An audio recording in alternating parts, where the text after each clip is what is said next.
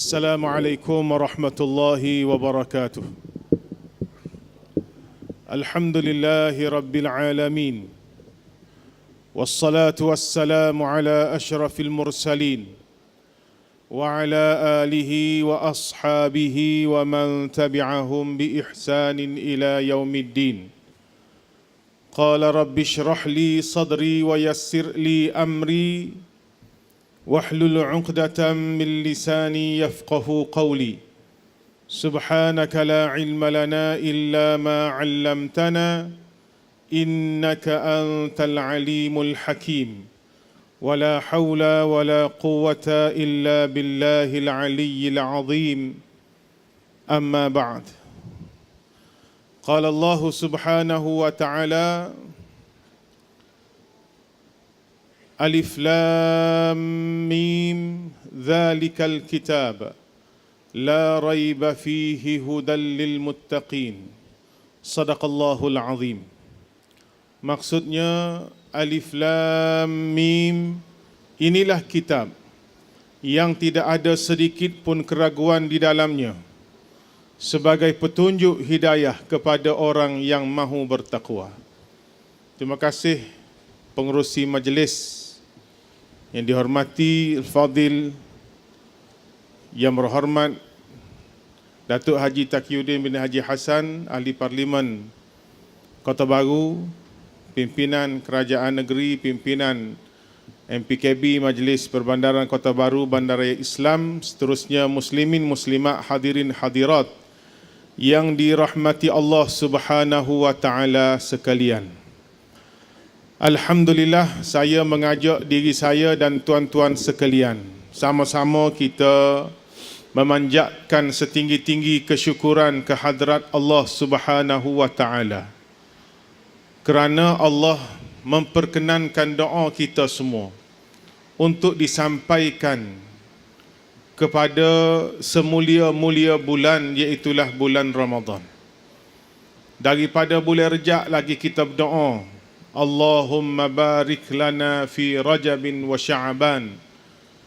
Wahai Allah, berkatilah kami dalam bulan Rejab, dalam bulan Sya'ban. Wa ballighna Ramadan, tolong sapalah kami hingga ke bulan Ramadan. Alhamdulillah, doa kita dimakbulkan Allah. Kita telah masuk pada malam bulan Ramadan malam ni. Mudah-mudahan kesempatan umur ini Allah panjangkan hingga ke akhir Ramadan, insya-Allah. Ada orang hak doa nak masuk bulan Ramadan, tapi Allah tidak sampaikan hajat mereka. 2, 3, 4 hari lepas kita dikejutkan dengan pemergian seorang tokoh dalam negara kita, Datuk Seri Dr. Abu Hassanuddin Al-Hafiz. Kita yakin dia salah seorang yang tak berhenti doa untuk berada dalam bulan Ramadan. Kau mana? Dia orang reti, dia orang yang tahu pada kita. Malam sebelum dia meninggal ataupun dia buat ceramah di masjid, tajuk dia, andai ini Ramadan yang terakhir, 30 hari bulan. Esok ke 1 hari bulan lepas subuh meninggal. Semoga Allah Ta'ala kurniakan kepada beliau pahala yang besar sebagaimana kita berada dalam bulan Ramadan, insya-Allah. Adik kakak, bila kita dipanjangkan umur sampai ke bulan Ramadan, kita sapa dah, maka wajib kita bersyukur kepada Allah Ta'ala, memperbanyakkan kalimatut tahmid, memperbanyakkan baca Alhamdulillah, memperbanyakkan sebut Alhamdulillah, pujian kepada Allah Subhanahu wa Ta'ala, kerana nikmat berada dalam bulan Ramadan ni satu nikmat yang besar.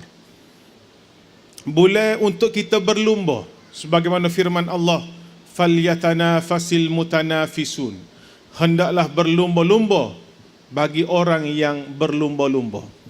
Berlumba apa dia? Berlumba nak mengumpulkan pahala, berlumba untuk memperbanyakkan amal ibadah dalam bulan Ramadan. Bulan ni bulan kena berlumba. Saing kita mari semaya Isya di Madinah Ramadan, kita mari sebelum Isya lagi. Kau mana? Saing kita mari belum Isya, kita mari main ngorek lagi. Nak saya kita duduk soh belakang, kita duduk soh depan. Saya kita maya pak lari klik, kita tunggu siapa lapar. Saya kita maya lapar, kita mari kita mulai pula. Falyatanafasil mutanafisun. Ni bulan ni bulan kita berlumba-lumba. Sebab itulah banyak perkara kita kena buat dalam bulan Ramadan ni untuk kita masuk dalam golongan orang hak mutanafis tadi. Adik kakak satu benda yang hamba nak sebut bila bercakap tentang ahlan wa sahlan ya Ramadan, iaitulah kita perlu bergembira.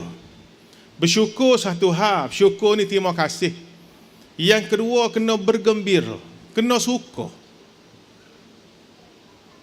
Kita kadang-kadang terima kasih kau orang tahu muka masa cetung. Terima kasih. Bagaimana? Tidak kena. Orang terima kasih. Terima kasih muka tu masa cetung. Ada kena? Ada. Terima kasih muka masa. Kita ni Ramadan ni terima kasih dah Tuhannya, alhamdulillah dah. Cuma sah lagi nak kena bergembira. Kena suka dengan kehadiran Ramadan. Sebagaimana kita nu sari apa nama ni bulan depan nu raya tu gak suka Tuhan punya tahu raya ni. Padahal kita tidak dianjurkan untuk suka kita mau lalu bulan Syawal ni. Berkurang sudahlah. Suka ni bulan Ramadan. Tapi tak ada orang bergembira sambut Ramadan supaya dia bergembira sambut Syawal. 3 minggu nak Syawal tu rintun telefon ni lagu raya dah. 3 minggu lagi nak Syawal ke mana? Bunyi telefon selamat hari raya. Oh jemole ke mana? Sukanya nak Syawal ni. Bapa tu buat rintun telefon Ramadan masuk bulan puasa. Ahlan wa sahlan ada tu kan ni? Ada lagu nasyid. Tapi nasyid lama-lama lah. Baru-baru ni pun tak ada orang buat dah lagu nasyid sambut Ramadan. Sebab tak ada orang nak bergembira. Kita temu saing kita walolok lah Ramadan ni sebagai orang. Contoh, Ramadan ni kita walolok jadi orang. Lagu mana perasaan dia kalau dia mari jumpa kita ni gak watak cara duk main handphone. Kita duk bina air main handphone. Dia litah jalan, nyok. Assalamualaikum. Kita klik salam. Tak cakap weh. Siapa eh? Mana? Hok duk sebelah nemo sekolah putera mulu. Gitu ya duk main telefon. Dia ni nak tebuh lari-lala tak litah jalan. Nak mari jumpa kita. Kita waduh. Rasa ambil air sejuk curah atas muka. Mana? Nak marahnya. Kita nak marah kalau kita sungguh jumpa orang buat tak kenal kita. Salah pun tak tengok muka. Marah, wajib marah. Ramadan ni gitulah. Dia mari dah jumpa kita. Apa tak boleh nak bergembira, nak suka. Jeng jadi. Bunyi kata puasa ni jeng. Puasa dah. Sudah dah. Kata apa?